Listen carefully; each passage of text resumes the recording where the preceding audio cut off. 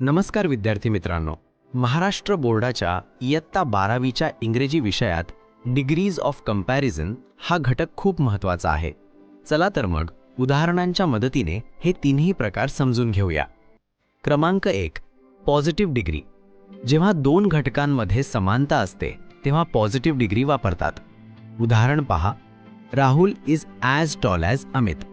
येथे राहुल आणि अमित यांची उंची सारखी आहे हे दर्शवण्यासाठी आपण ॲज टॉल ॲज वापरले आहे. क्रमांक 2, कंपॅरेटिव्ह डिग्री.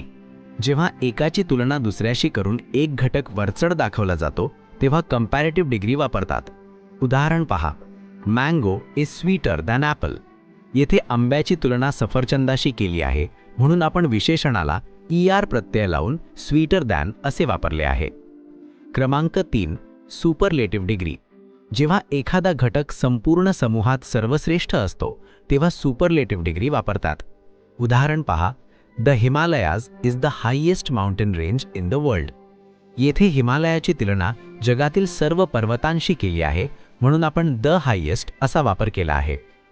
परीक्षेसाठी एक खास टिप: जर विशेषण मोठे असेल जसे की ब्युटिफुल तर त्याचे कंपॅरेटिव्ह करताना मोर ब्युटिफुल आणि सुपरलेटिव्ह करताना मोस्ट ब्युटिफुल असे शब्द वापरावे लागतात.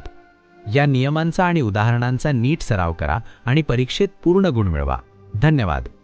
अशाच लहान लहान टिप्स मिळवण्यासाठी फॉलो करा.